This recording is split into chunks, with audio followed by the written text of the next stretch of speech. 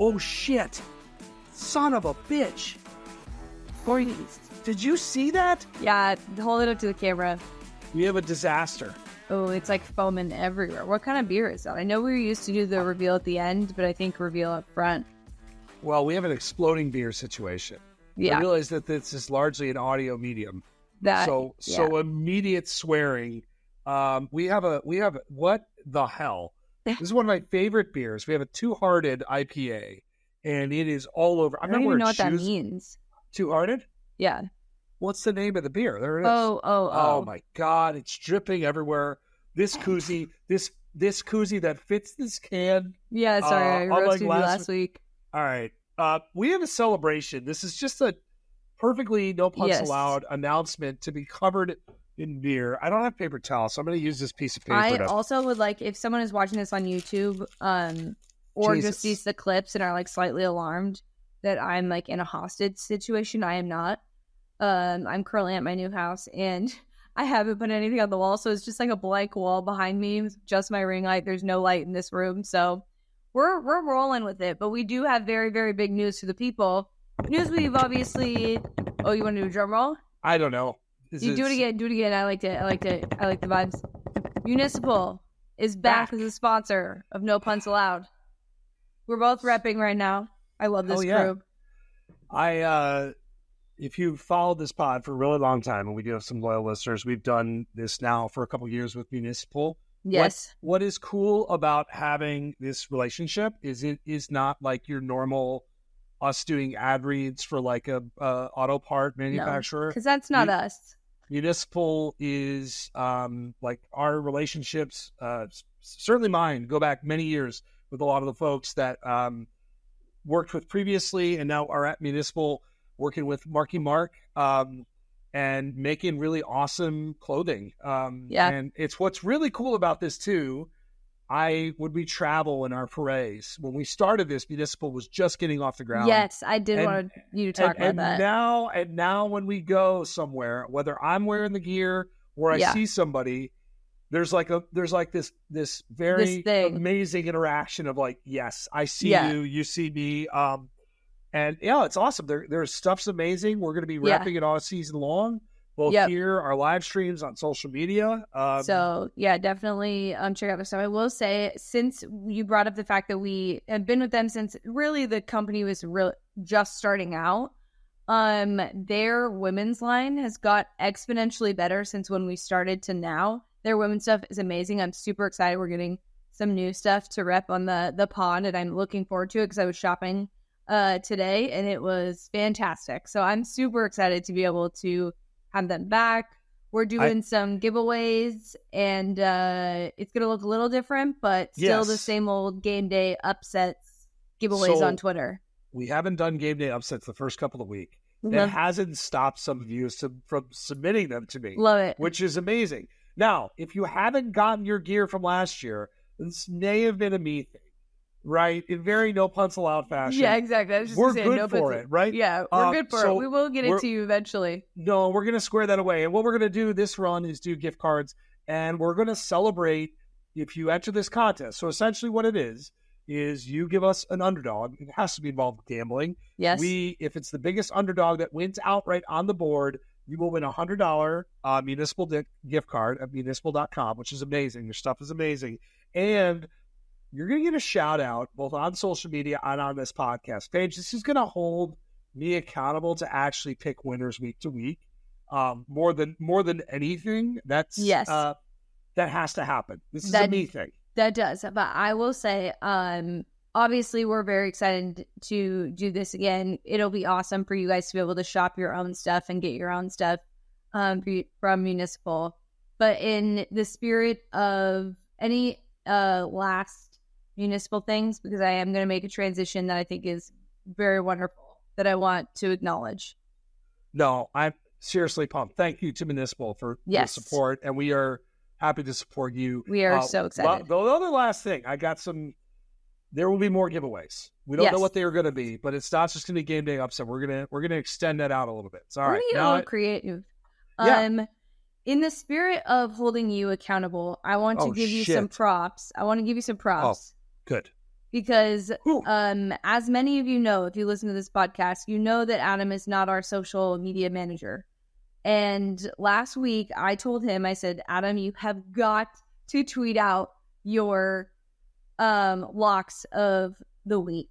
Yes. And the other thing is, I added your locks of the week to Instagram, and you accepted the collaboration to post it to your Instagram. So I just want to give you a shout out for you're moving into the social age. I clicked the button. You clicked accept. Like, I'm so proud of you, and I'm glad that everyone could see your locks of the week on your own personal Instagram account. Which, by the way, were good, and I got some feedback from. Well, from mine friends. were so bad. Last week one, excellent. The opposite of that happened this week. So we should get into college football, because this is No Punts Allowed, sponsored by Municipal. Yes. And covered in beer, by the way. I am covered in beer. I'm struggling. It's bad. Covered in beer. This week we thought was going to be a little bit of a boring slate. It ended up not being. We talk about this every week. We're not going to harp too much on, the week before, in the sense that it's now Wednesday, so we can move on to the following week. But we do have to talk about Notre Dame. Dude. What the fuck? I mean, if you're a Notre Dame fan, so Marcus Freeman's coaching for his job, right? Oh, yeah. Now you have no choice. You cannot lose. You can't lose anymore. And if you miss the playoff when it's expanded and you don't have to play on conference championship weekend, I will say the irony of me saying they don't need to join a conference, they said, hold my beer, because it was legitimately this time around, having that loss. So they lose to Northern Illinois. That now you need that championship weekend win to be able to kind of offset a bad loss. So now that is the circumstance you need to be in, and you're not going to be in a conference championship. So that is ironic that last week we were like, they don't need to until they have to. And in this circumstance, if you're going to lose a game to a team you're not supposed to lose to, then it's not good. It's not good for them. You've got Louisville, you got Florida State. God knows what that's going to look like. And then you've got USC at USC, which is a big schedule boost. It would look like, right? Who knows? So yeah, you basically have to win out now, because you don't have a conference championship game. I mean, you spelled it out perfectly. I don't think 2 losses with the schedule is going to do it. No, I do have Notre Dame thoughts in my locks, so stay tuned for that. I will not tip it one way or another. But I will say, as this thing is unfolding, I don't know. We as a football society, don't agree on a lot. But when Notre Dame is losing to a team as a fucking huge favorite, the internet gets together, galvanizes, and it says, "Man, let's watch this team lose." And that was kind of amazing in that front. People were really excited to see Notre Dame. Well, it's because no one loves proving the haters right more than Notre Dame. It is just baffling to me how often this happens. And I said it this year. People were in my mentions and DMs about what I said about Notre Dame on one of our live streams. And they were claiming that they had the toughest schedule, and that, they should be considered for the playoff and all of this stuff. And I was like, I don't necessarily buy it. And I don't buy that they're not going to lose a bad game. Sure enough, here we are. So yeah, well, I had to do a reverse, because you and I were both very much not in the camp of Notre Dame to start the year. And then they we beat Texas A&M at A&M. We do this. We did it with Texas. You look at these week one vacuums, and you're like, this team I declare to be good, and then they're not. And I actually don't know if Notre Dame is not good. Notre Dame kind of has a history of doing this shit, and then being okay. Although I don't know, man. This Riley Leonard thing, I don't know. But back to your original point, you got to win out. Basically, you got to win out. Otherwise, you got And problems. pray that there's some ugly losses for some SEC and Big Ten teams. And I do love that you have other coaches like Steve Sarkisian using this, weaponizing this loss as ammunition, basically saying, do not get caught in that. Don't be Notre Dame. I love it. That's actually amazing. And if you're a Notre Dame fan, you're like, God damn it. Like, which we should talk about Texas. I am very much comfortable being like, yeah, this is a national championship caliber team after what we've seen the last 2 weeks. I think they kind of played with their food for most of that game too. Like when they jumped out early against Michigan, methodical. It was kind of a boring football game, quite honestly. Like, it was a lot of hype for this game months ago. If you're a Texas fan, it wasn't boring. It was great. No, it was great, and I wrote about this game, but like you and I talked, it was like it was super meaningful, and it's very telling. But it was just kind of like ho hum dissection football, and Michigan is not that good. I think the most jarring thing to me when you look at Michigan, who, by the way, just finished Sharon Moore's contract today. I don't understand that. Yeah, they said he signed one. I thought they said he signed one over the weekend. I don't know. I don't want to understand it, but I'm like, what has he just been playing on, like IOU? Like, whatever. In any event, like, Texas is really good, and the pieces are fun, and yours is really fun. The defense is better. The O-line is great. They're good. They're like, we could stop the whole Texas back, all that stuff. Like, Texas is just a problem from this point forward. And it'll be really interesting to see as the games become more meaningful, because I don't know how meaningful a game Michigan is. And I don't mean to be a dickhead about that, Michigan fans, but I don't think that I think the defense is still really good. Yeah. I think they've got some great players. This is not a point of pride that they're playing like a walk-on QB. Like, no. Texas has got the best player in the country sitting on its bench. Like, that's how big programs should operate. Yeah. Sorry, that was me. Absolutely. I also will say, like, we haven't really talked about this year, and I'm sure people in the college football landscape have talked about it ad nauseum, but the fact that Arch Manning is staying put, and I've heard Peyton on a few different shows say that, like, he wanted to play for Sark, he wanted to play for Texas, and, like, that's why you should go to these places. Yeah. And obviously this kid isn't hurting for money. He doesn't, NIL is not, he's not trying to overdo it and bring attention to himself that's unnecessary, because I think he knows the moment that he plays, that attention, I mean, the attention from high school to now has been insane. And I think it's a little bit leveled out, which is nice for him. And probably, like, refreshing.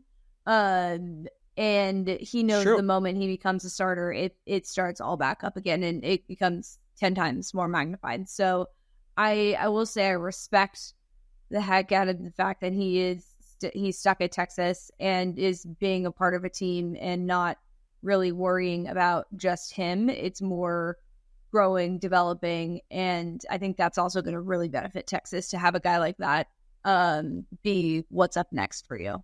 Look at the trend now, both in the NFL and college football, isn't play early, leave early, go. There is some of that. Caleb Williams played early because Spencer Rattler didn't play well, so he was kind of forced into action. He was good. His coach transferred, he transferred, and he went. But Jaden Daniels and others, right? The formula, Bo Nix.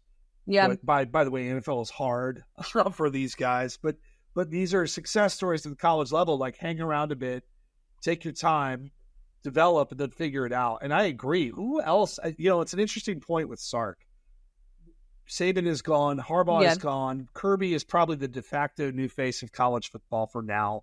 Although he doesn't have, I'm not saying he's not interesting. I actually think Kirby is very interesting, but, like, it's different in terms of personality. And Sark is different in terms of, like, this guy who's been rebuilt and who's really focused on himself and his culture. But in terms of coaches, your quarterback you'd want to play with, other than him or Lincoln Riley, like, it ain't even close. I mean, that's it, right? Yeah. And I know there are other good offensive courses, but, like, if you told me right now, saddle up to a coach where you think you're going to develop into a good QB, I mean, those are the guys. Those or Lane. Throw Lane in there too, right? So It is cool. And Arch just chilling on the side. His time will come. Yeah. And I'm curious if maybe we see more of this. I know, of course, like there's always going to be the quarterback market when it comes to NIL being the thing. But I think even just this idea of like almost an oversaturated market a little bit where like you're not getting the options that you want to. So maybe sticking it out. And like you said, deciding to play for a coach specifically that you know will develop your skill set, whether you're starting or not, might be the world we live in a few years. There's again always going to be the $2 million QBs that go where they're going to go, but I think you'll see more and more that people want to play for certain guys and will stick especially a guy that's out. probably not leaving. Like maybe he will. Who knows? Maybe the NFL will come calling, but probably not. So like, I'm still, by the way, covered in beer. That's why I'm getting another piece of paper out to clean up my table. Very normal. Piece of paper, you don't have paper towels? I don't have fucking paper towels. All right. Oh, there might be a napkin. There is a napkin. Oh man, look at you, always looking out, posting my Instagram stuff for me and reminding me that I do have stuff. This is like college. Like they just like we're making do here. Whatever. What were we talking about? Oh, we're talking about Arch, which is great. I do want to talk about Oregon because you and I have been talking about this. Oregon again wins a game that is kind of gross that they very well could have lost, but they won against a good team, by the way. And against a really good team with some really good players, especially at running back. But yeah, so you and I were kind of joking, like, what is wrong with Oregon? Yeah, we legitimately were like, what do you exactly think is wrong with Oregon? And I don't know. You and I kind of both agreed. Offensive line is kind of not really meshing well. It's just the parts right now are not coming together, and I think they can. Like Dylan Gabriel, again, 18 of 21, 243 yards and 2 touchdowns. Statistically, he's been fine. Yeah, but if you watch the game, you see that he's getting hit, and he's actually not able to be as dominant as he could be. Evan Stewart, great. I mean, all these individual guys that you want to do well are, but I don't know, man. Like it's especially for the hype that they had coming into this season, it is alarming. Like if I'm an Oregon fan, I'm concerned with what I watched the last 2 weeks. Yes. I will say I know we talked about how Dylan Gabriel's Heisman odds have, gone down and he's not the front runner anymore. I do think it's the nature of just those games and watching that. Like you said, statistically still very good, but if you watch that and what he could be doing and the numbers he could be putting up, it's like actually very, very frustrating to watch. If I am looking at that offensive line, I'm like, please figure it out. Please figure it out.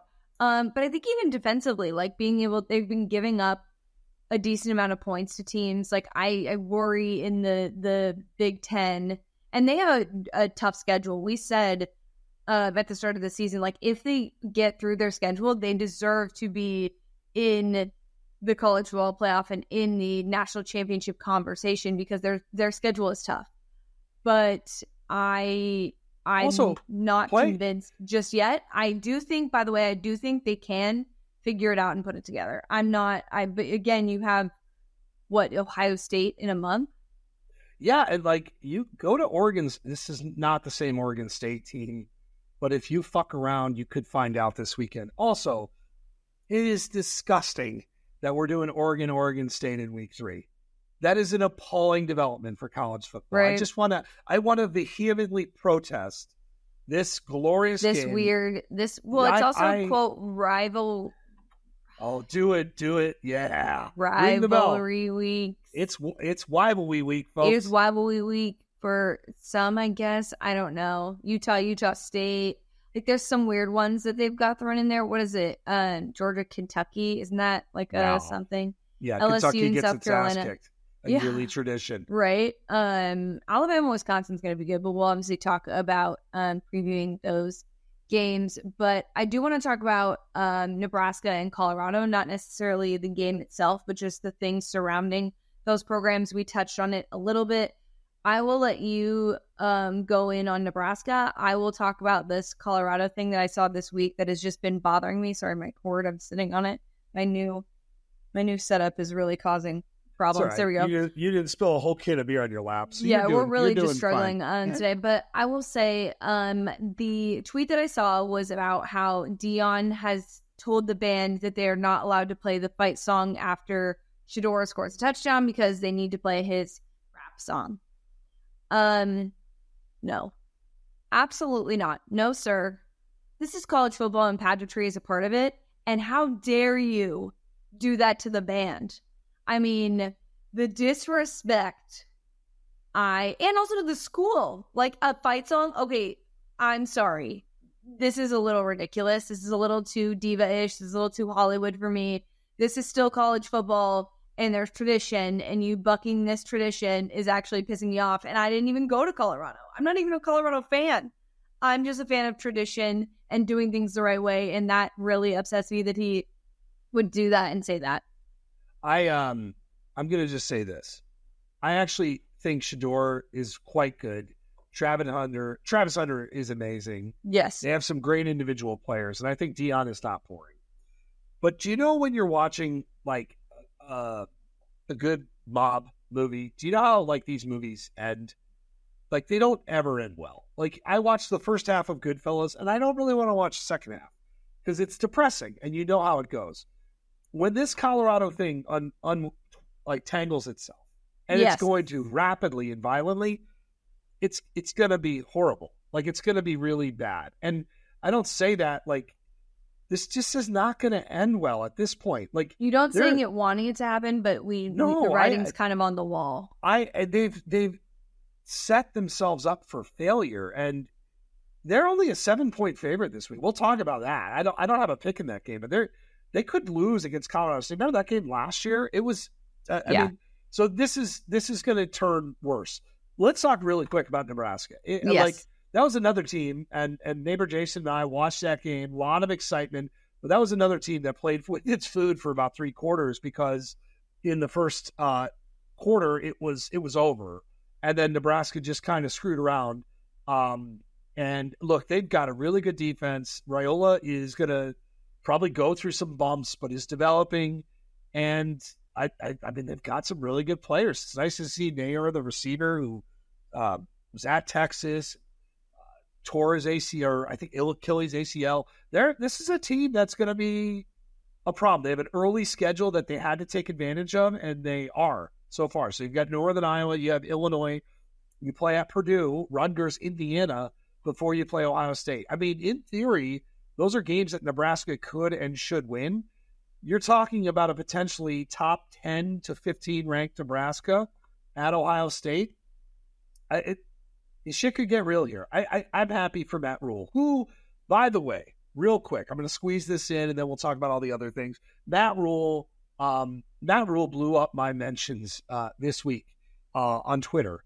Not him specifically, but Matt Rule positioned an idea about game times, basically saying that he wants to play game times. Why not play games in the morning? Because all of these things are starting late. And he brought up directly 9 a.m. kickoffs, kegs, eggs, and football. So, of course, people hear this because I'm kegs and eggs on Twitter, and I get tagged a lot. And Matt Rule, I appreciate you, man, because like this helps followers, engagement, all that bullshit. But more than anything, I like this idea. Why aren't we doing this? Take East Coast teams every week, like AAC or whatever conference you want, and do a 9 a.m. kickoff. You could do 10 a.m. I like 10 it. a.m. local. Like this is if we're gonna play MAC games on Tuesday and Wednesday nights, we can fucking play games on Saturday. I'm tired of pregame shows. Yeah, let's get some football going. Like let's do this. Yeah, the noon slate is always really fun. I feel like at Arizona that was always kind of a cool thing if we had like a noon kickoff. Because again, it was basically kegs and eggs because you got a tailgate before that. I'm completely in. I love I know some people were saying that conference realignment was going to lead to some of that stuff, and I know Pac-12 discussed doing 9 a.m. games. But yeah, I would love it. And again, thank you for the shout out. Yeah, thank you for the shout out and the praise. Another thing that happened this weekend that I am like still baffled happened, and also there was a clarification. We talked about that Oregon game. Technically, Oregon fumbled an 87-yard touchdown return, and there was, luckily his teammate had the go-ahead to pick up the ball in the end zone, and I just can't say this enough. Like, do not drop the ball before you are in the end zone. Go to the back of the end zone, wait, and then drop it. Like, do not drop it before you cross that line. I remember specifically at Clemson one from a couple years ago, and just being like, how is this still happening? Like, how are you celebrating and not even thinking to yourself, get across that line fully and very clearly so that we avoid this? Like, remember the Titans where he's like, fumble the football and I will, like, you know the rest. That is, if I were a coach, I would remind kids every single week that if you do that, there will be severe consequences. It was also an odd play because we did not know who recovered it, or at least live. I didn't notice it. So they had to jet in to say, hey, oh, by the way, this is why it was called, which I appreciate. We should have done that earlier. I don't know why that is happening. But it is, and it's, don't drop the football before you're in the end zone. Just don't do it. Just don't do the backwards drop. Like, don't do it. I don't understand it. Just stop, please. For the love of God, hold on to the football. We will obviously get to locks here soon. But this is a bizarre slate of football. I don't think my locks for no punts allowed will be too degenerate. Okay. But I'm telling you my locks for Bleacher Report no punts, and I'm not doing this on purpose. This is not a bit. I'm just telling you, like, there's some weird fucking football games out there, folks. Like, there are some weird football games, and I will say, Paige, Arizona, Kansas State on Friday. Friday night's a banger. For all that this week doesn't have to offer, UNLV Kansas, which is a very good game, and Arizona Kansas State is a banger. We also have Thursday night football, depending on when you're listening to this. And those games, at least one of them, is moderately interesting. So I'm trying to provide some redeeming qualities to a week that's getting a lot of shit online. I do not have Alabama, Wisconsin in my locks. So we could focus in on that. That is kind of interesting. Is Oklahoma not going to shit itself again because they almost lost to, Houston? What does Notre Dame have for an encore? Like, there are good storylines this week, and it's a week of college football. We take nothing for granted. But I will say, Paige, this is a bizarre one. This is like the zombie week of the season. In my eyes. Honestly could be a very, very chaotic week. Like, we thought last week Notre Dame losing was like a big thing. This could be like pretty interesting in terms of upsets. Like this, because they're just weird games. They're very weird. The non-conference situation going on plus some conference play is just very odd to me. How excited or not excited are you for Alabama, Wisconsin? You are a resident Alabama beat writer. Homer. I'm kind of neutral on it. Like, they didn't look great last week, so I assume they'll win, but I kind of think it's going to be ugly again. Yeah, South Florida, for whatever reason, don't ever schedule them again, Alabama. Don't do it. The score 42-16. It's funny. I actually didn't even know it was that lopsided in the end. Did they cover? But like, it didn't feel like that at all. And I'll tell you one thing though, Ryan Williams, their true freshman wide receiver, is phenomenal. God, there's some really good true freshmen in there. Could be worse though. You could be Auburn, who should not be losing to Cal in year 2 of Hugh Freeze. Shout out Cal though. That was sick. Shout out Cal. We're like going back and forth between previewing this week and recapping last week.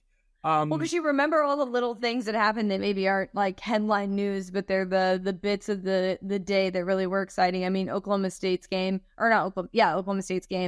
against Arkansas. Very cool, very close, very exciting.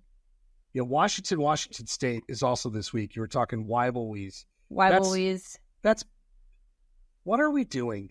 Like, I get it. Washington has to worry about its conference schedule. I'm so sorry for saying that, Wazoo. But like, what are we doing? This is un-American. That is a great rivalry. Like, we can't be doing that shit before we get out and like stretch.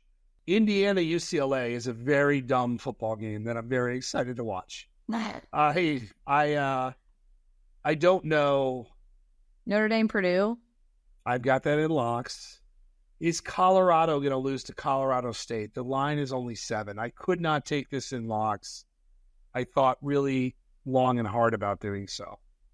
I don't know if you have any thoughts there. Or we could just get to locks and we can bullshit around the start. I mean, I'm going to take the over in that game. I almost did that too. Are we ready for locks? We are ready for locks. Would you like me to start? Yes. Since now you did well. Whoever does the best goes first. I did 4-1. Here's the sick thing. I did 4-1 for our picks, but on Bleacher Report, I picked 9-10 games. I went 0-4 in the rest. So it looks great. That's hilarious. I went 1-4 last week, so it happens. No, this is what I mean. 4-1 the week before, just tough. All right, I will. Since we Instagram star now, I got to make sure I've got my game face on. We will rip through these. Okay. Locks of the week 3. I'm going to actually start with a Thursday night game. So by the time you watch this, you'll know if I'm a winner or loser, most likely, unless you get to it early. I love Texas State +2 against Arizona State. I did Arizona State last week, did well in the late slate. This is a Texas State team that's actually really good. They've got Jordan McLeod, who's got star potential. I love what Arizona State is doing. I like their coach. I just don't think that they can sustain. All right, this is a sicko, and I'm not proud of what I'm about to do for these next 2 picks. I'm going to group them together. I like Florida State -6.5 versus Memphis. I like Notre Dame -10 versus Purdue. We are dumpster diving. Yeah, you really are. We are bargain shopping for winners here. Okay, Florida State, catastrophic start to the season, but they're at home, and I just think the size difference, even though I like this Memphis team, is going to be there.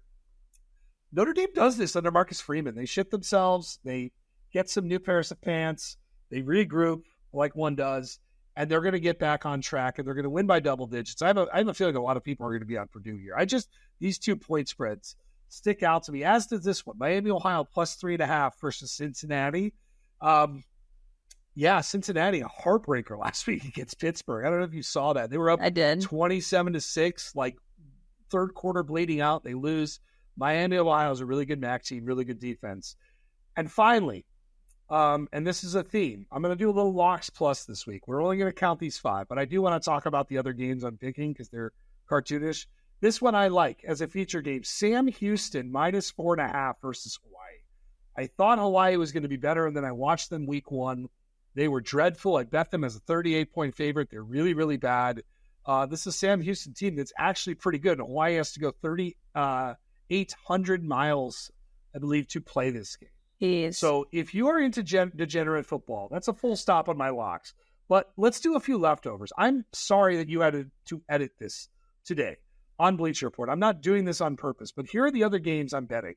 I like Georgia State +10.5 versus Vanderbilt. I like UMass +4.5 versus Buffalo. East Carolina +2.5 against App State. Liberty -23 versus UTEP. And Rice +4 versus Houston. I'm not proud of this, okay?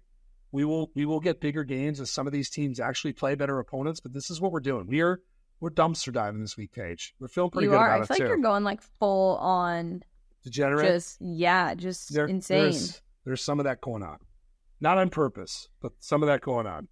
All right.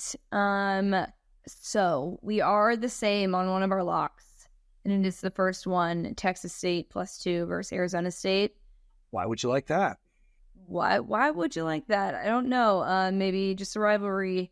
Seeing as it is rivalry week in some capacity. I'm going to take Texas State, and then I am going to do some sicko shit right here. I'm sorry. Boston College +16.5 versus Missouri. I like it. It's stupid, I know, but if it works out, it's really going to be great. I really like this Missouri team, but I just sort of think the vibes are high at Boston College, and I think Missouri's been kicking the crap out of people, so I'm wondering if that stops this week and we'll get a general consensus of actually how good they are. Next up, we got Oklahoma. I'm going to give them the points. I think they're going to cover. I think... So I almost did this. Off. Yes, I watched Tulane against Kansas State, so I think Oklahoma will be fine. I'm tailing this. I like it. Okay, love that. Then I am going to take the Colorado over 58.5 points, and then I'm going to go just lay up minus 24 to Georgia. I mean, that's Kentucky. That's not good. No, and that's a lock. That's a legit lock. Like, remember when we did super locks? My Georgia minus 24. That's a super lock. You can book it. Super lock. Graphic. Super lock. That's just my lock sign. Super lock. Yeah, that's pretty good. Thank you. I do have to ask you about your thoughts on a game that has vexed me. We can also talk about my Iowa Hawkeyes. I was very upset with them. Yeah, but me too. Let's talk about Arizona, Kansas State. Now, this is a good line for you.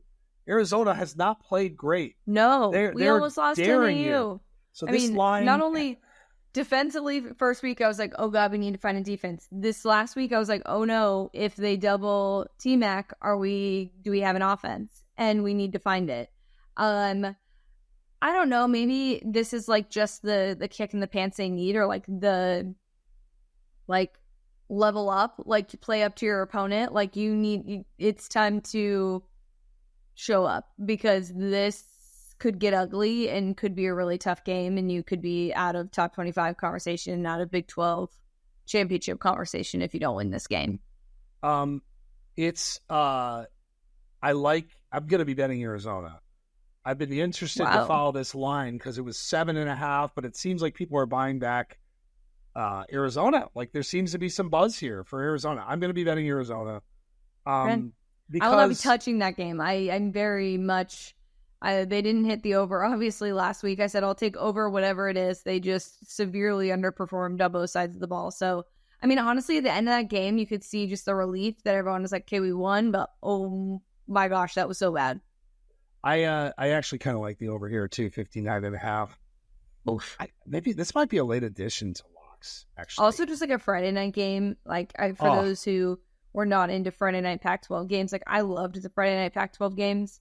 This is going to give us some Pac-12 After Dark vibes. 7 o'clock Friday night, Central Time. Yeah, I totally agree. I do. Iowa did. Iowa did Iowa things. Actually, Iowa State pulled off the win that Iowa pulls over Iowa State every year. That was not great. Iowa plays Troy this week. They're probably going to win and cover, but I need a break from Iowa. I need a break from Iowa for about a week. I mean, we can give you a break from Iowa. Do you want to talk about the Jets?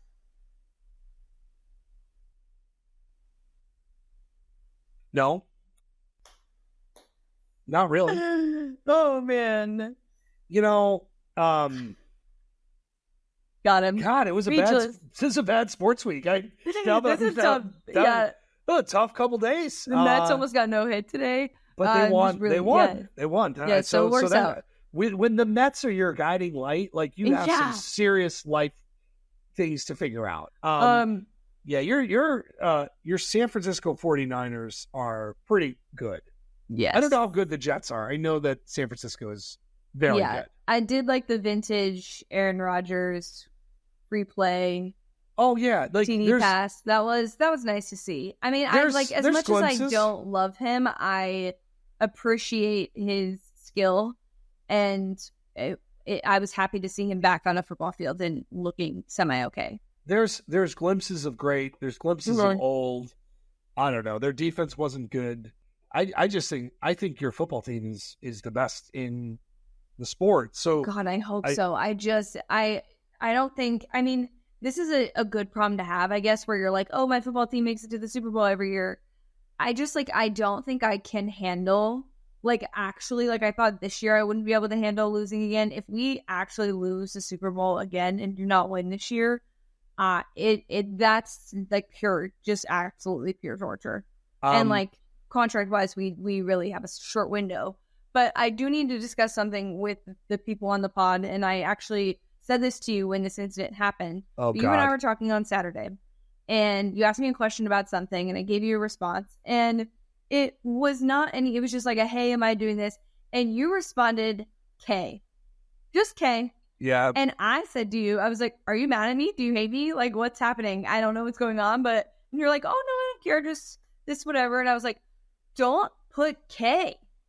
What? Why would you do that?" That immediately made me think you hated me. I was like devastated. That's never happened in our relationship. And I was like, yeah, this was a K, just simple K. Guys, just absolutely unacceptable behavior. I have to say that just really, even if you were upset, I feel like you just give me an okay.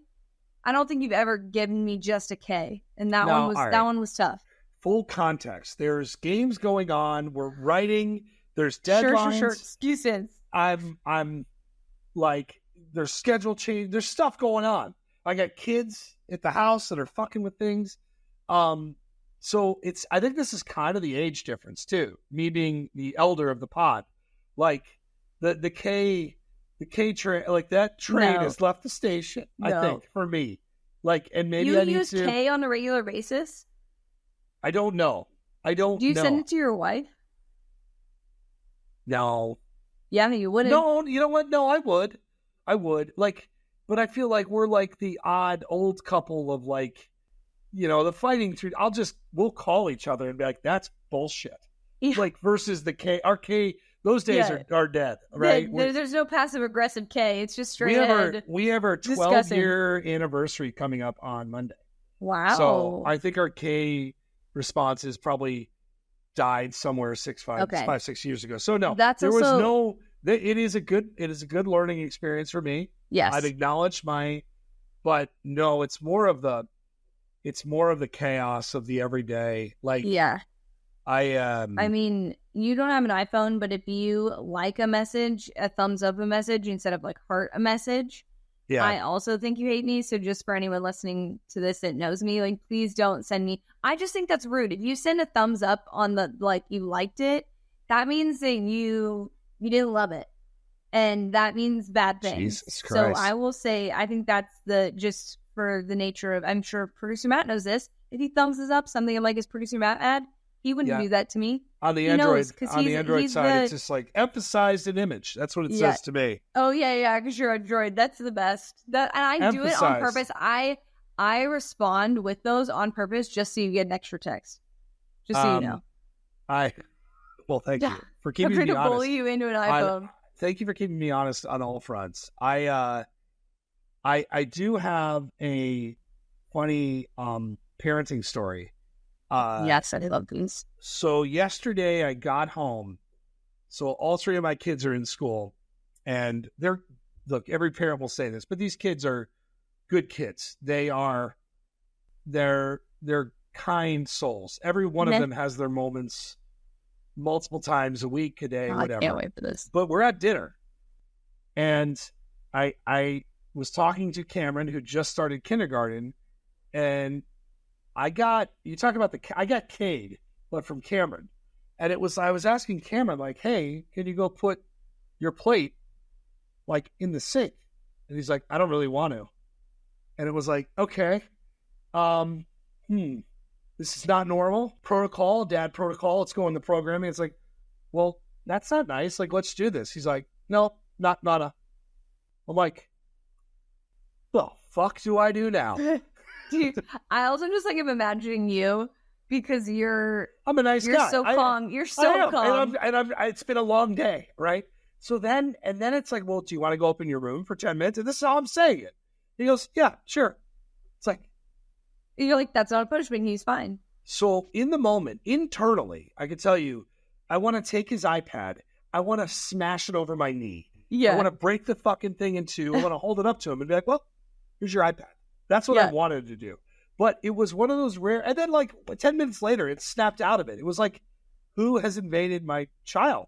It was like he wanted to see if he could push some buttons and see if he could get away with something. And he's like, saying it calmly and creepily, and it's like, there's few moments in time where you rarely, and I'm like looking around the room, like for a cue card or something of how to respond. Like it's giving me like big Inside Out vibes where like the dad is sitting at the dinner table and the mom is like looking at him and it's like, oh no, she looked at us. What do we miss? We weren't paying attention. What do we do? Yeah, I could see that being difficult, but also it could be the nature of him being around like other kids. Well, this is not the that he wasn't around other kids before, but even in kindergarten, there's fucking some kids. School bus, Paige. The school bus is where all horrible things are taught and learned. I'm convinced of this, having 2 kids that were on it and a third now that is acquired. Mm-hmm. And now the other ones though, like that's not in their programming in at all. Like, you know, that's just not your baby of the family is for sure going to be your tester. No. How about your firstborn daughter would never? No, we'll work through other things, I'm sure. Yeah. But this one, I was stymied, and I'm not a yell. Like that's not going to accomplish much. It would take. I feel like a lot. Like if you said, "Hey, I yelled at my kids," I know that it was like a lot to get to that point. I could probably count the number of times I've yelled on them. I mean, I can't even recall. Because full on yelling. Yeah. And I know the 1 or 2 times I have. It's terrifying. I'm not a yeller. Yeah. I'm terrified of myself if I yell. Like, oh my God. If you yelled in my presence, I would probably cry because I'd be like overwhelmed by. I'm not a yeller. You're just not. That's not your personality. If I started yelling in your presence, you'd be like, well, let her go. Well, you know, no. I'm a fixer. I'm a negotiator, and when the negotiations go south, you know, I don't like that. I appreciate that about you because I am very much that way. It's my astrological sign. I'm a Libra and we like balance, peace, and harmony. So I'm like very much like, hey, let's resolve this. And I see both sides, but let's resolve the situation. And I am pretty direct and straightforward in other capacities. But being a yeller is definitely not going to be your thing. I can be feisty, but yelling is a little much. And I'm not the K person either. Okay. Sure. You attacked me. It's more of bandwidth and like, Saturdays. The other thing I'll say, this isn't random shit, but like we did our show. So we do Saturdays and then Sunday when the 8 People comes out, we do our live show. And, this was the week where I'm like, shit, I'm tired. And like Saturday was a long day. You had some meaningful games late night that were awesome and it was great. But like Sunday came like a ton of bricks. Like it was the first time and of many this year where it was like, oh my God, I'm not sure I'm up for this. Yeah, no, week 3 is really where it comes into play. So I feel like, especially after a week of moving, I'm like, oh boy, this week is going to be one of those ones. But no, I'm grateful that we're going to get into some good slate of games in the next couple of weeks. We're starting to see who's actually good. And like I said, I kind of anticipate there being some chaos. I don't think it's going to be chalky this weekend. Never is. No, it never is. Again, once more with feeling municipal.com. Friends Game day of the upsets, pod. send them. Yeah, game day upsets. We're gonna fire those up. Because we have Thursday night games, we will start it tomorrow. We will open registration tomorrow. So send those directly to us with the hashtag game day upsets. And go check out like municipal. Like for me, I've been window shopping. And I have a golf shirt. Like my natural state is golf shirt. Like I could just. It's like there's some very colorful Adam Kramer personality stuff on here, Paige, that I'm excited to roll out. And I had more than anything, if you're whatever your season is, whatever you want it, whether it's gym, casual, or just athleisure to wear while watching football on Saturday. I could watch football. I could go to a soccer game. I could do my thing.